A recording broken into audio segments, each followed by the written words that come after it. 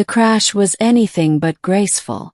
Her ship, a sleek silver vessel that had once glided effortlessly through the void, now lay in a smoldering heap in the middle of a dense forest. Smoke curled into the night sky, and the acrid smell of burning metal filled the air.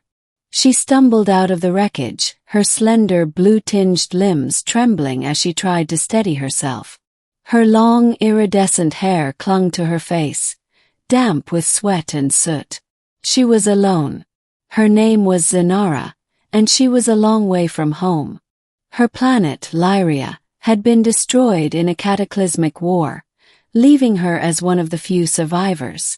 4 years she had wandered the galaxy, a vagabond with no destination, no purpose. Earth had not been her intended stop, but a malfunction in her ship's navigation system had brought her here.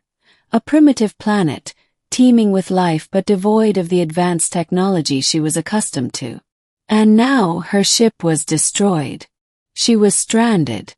Zynara sank to her knees, her chest heaving as she tried to process her situation. The forest around her was eerily quiet, as if the animals themselves were holding their breath, waiting to see what this strange creature would do next. She didn't have to wait long to find out. The human, Ethan, had been hiking for hours, his boots crunching against the forest floor as he made his way through the dense underbrush. He had come out here to clear his head, to escape the noise and chaos of the city. The forest was his sanctuary, a place where he could breathe and think. But tonight, the forest was anything but peaceful. He had seen the streak of light in the sky, a brilliant flash that had momentarily turned night into day. At first, he thought it was a meteor, but the sound that followed, a deafening crash that shook the ground beneath his feet, told him it was something else entirely. Curiosity got the better of him, and he followed the trail of smoke until he found the source. A massive crater, surrounded by shattered trees and scorched earth. And in the center of it all, a figure. At first, Ethan thought it was a person, but as he drew closer, he realized it was something else entirely. The figure was tall and slender, with skin that shimmered faintly in the moonlight. Its hair, if it could even be called that, was unlike anything he had ever seen, flowing like liquid silver down its back. And then it turned to look at him. Ethan froze, his heart pounding in his chest. The creature's eyes were large and luminous, a deep, otherworldly blue that seemed to pierce straight through him. For a moment, neither of them moved, each sizing the other up, unsure of what to do next. Finally, Ethan broke the silence. "Are you okay?" he asked, his voice trembling slightly. The creature tilted its head, as if trying to understand his words. Then, to his astonishment, it spoke.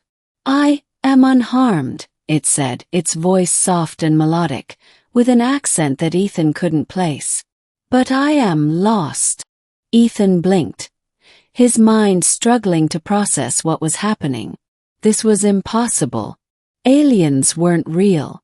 And yet, here one was standing right in front of him.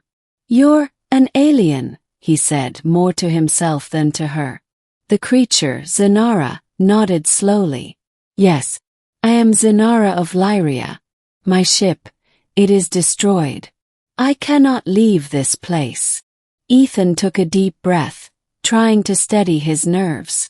This was insane. But he couldn't just leave her here. "Okay," he said, his voice firmer now. "Let's get you out of here. My cabin isn't far. You can stay there until we figure out what to do." Zynara hesitated, her luminous eyes searching his face. Then slowly she nodded. "Thank you," she said softly. The cabin.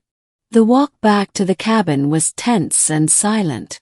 Ethan kept glancing at Zynara, half expecting her to vanish or transform into something else entirely.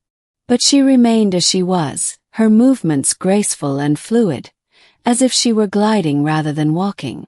When they reached the cabin, Ethan ushered her inside, quickly closing the door behind them. The warmth of the fire he had left burning in the hearth was a stark contrast to the cold night air outside. Zynara looked around, her eyes wide with curiosity. The cabin was small but cozy, filled with books, maps, and various trinkets Ethan had collected over the years. "This is your home?" she asked, her voice tinged with wonder. "Yeah," Ethan said, rubbing the back of his neck. "It's not much, but it's mine." Zynara turned to him, her expression softening. "It is beautiful." Ethan felt a flush of warmth in his cheeks, though he wasn't sure why. He quickly busied himself with making tea, hoping it would help calm his nerves. As they sat by the fire, Zynara told him her story.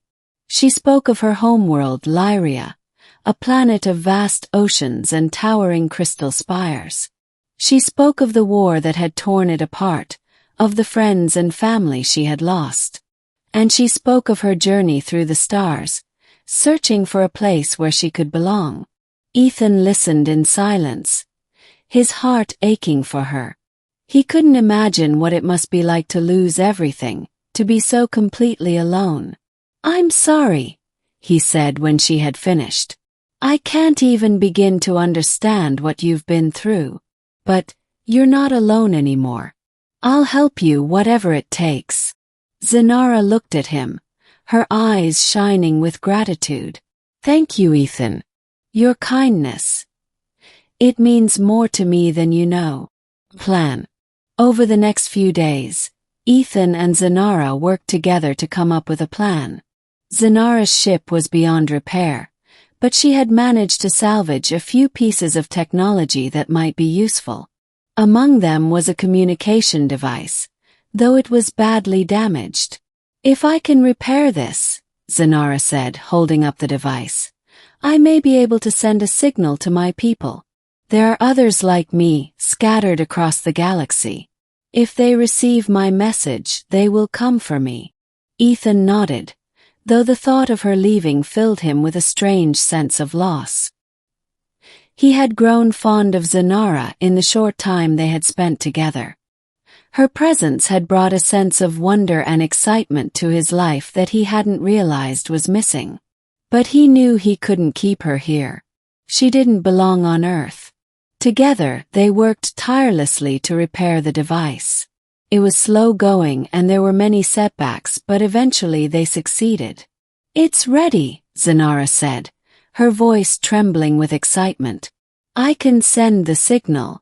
Ethan nodded, though his heart was heavy. "Do it." Zynara activated the device, and a series of lights flickered to life. She closed her eyes, her lips moving silently as she sent out her message. Then she turned to Ethan, her eyes filled with tears. "Thank you," she said, her voice barely above a whisper. "For everything." Ethan swallowed hard, his throat tight with emotion. "You're welcome, Zynara. I'm just glad I could help." The farewell. The days that followed were bittersweet. Zynara's people had received her signal, and they were on their way. Ethan knew their time together was coming to an end, but he tried to make the most of it. They spent their days exploring the forest, sharing stories and laughing together. For the first time in a long time, Ethan felt truly alive. But all too soon, the day of Zynara's departure arrived. Her people's ship descended from the sky, a magnificent vessel that made Ethan's cabin look like a child's toy. Zynara stood at the edge of the forest, her eyes fixed on the ship as it landed. "This is it," she said, turning to Ethan. "I must go."